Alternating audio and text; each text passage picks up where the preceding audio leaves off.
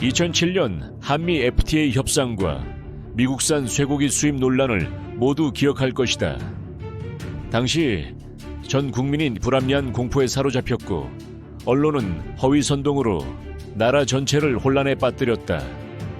그 반공적이고 무책임한 선동의 결과로 대한민국의 대외 신뢰도와 시장 경제, 자유무역 체제가 심각하게 타격받았다.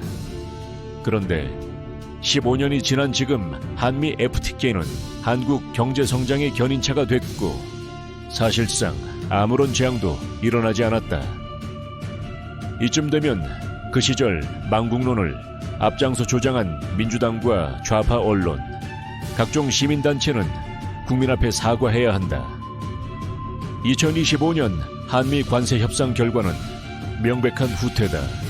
지난 정부와 달리 이재명 정부는 자동차 등 거의 모든 품목에서 수출 관세를 0%에서 15%로 끌어올렸고 반대로 미국산 제품은 여전히 무관세다.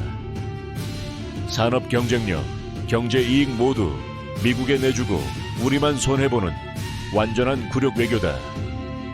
문제는 여기에 3,500억 달러 대미 투자 약속, 1,000억 달러 미국산 LNG 구매까지 국민 혈세를 통째로 퍼주고 있다는 것이다. 이런 일방적인 희생을 강요하고도 민주당 정권은 오히려 자화자찬에만 열을 올린다. 놀라운 점은 대부분의 국민이 이런 상황을 제대로 알지 못한다는 것이다.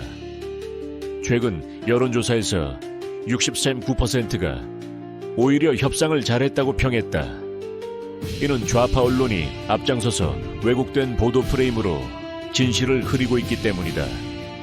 2007년에는 허위 선동으로 국민을 속이고 지금은 최악을 막았다는 거짓 포장으로 무능한 정부 정책을 합리화한다. 다시 말해 좌파 언론과 민주노총 언론노조, 시민단체가 한통속이 돼 민주당 정권의 치명적인 외교 실패를 철저하게 은폐하고 있다. 한국 언론 신뢰도는 세계 최하위권이다. 인터넷 포털과 SNS 선동, 편향된 대형 공영방송이 진실을 왜곡해 나가고 있다. 특히 민주노총, 언론노조 소속의 KBS, MBC 등 주요 노조가 정치 세력화와 정부 전복, 반미 친중 투쟁에 열을 올리고 있다. 언론의 공정성과 자율성은 사라지고 그 자리를 반국가, 반자유민주주의적 언론 폭력이 지배하는 중이다. 자유주의 선진국처럼 언론의 정치적 독립성과 책임을 보장하려면 이러한 노조와 좌파 권력의 방송 장악 음모부터 반드시 뿌리 뽑아야 한다. 지금 이재명 정부가 추진 중인 언론 3법은 언론의 독립을 빙자해 오히려 정권, 특정 정파, 좌익 단체의 영구적 방송 장악을 제도화하려는 시도다. 추천이사, 경영진, 편집권까지 노조와 좌익 시민단체 입맛에 좌우된다면 대한민국 언론의 마지막 자유도 완전히 사라질 수밖에 없다. 노조 민간단체 목 확대, 현 경영진 전원 교체는 민주주의에도 자유시장 질서에도 정면으로 배치된다. 언론은 국민의 눈과 귀다. 특정 세력이 언론을 장악하면 진실은 묻히고 국민의 알 권리, 공정한 토론은 영영 사라진다.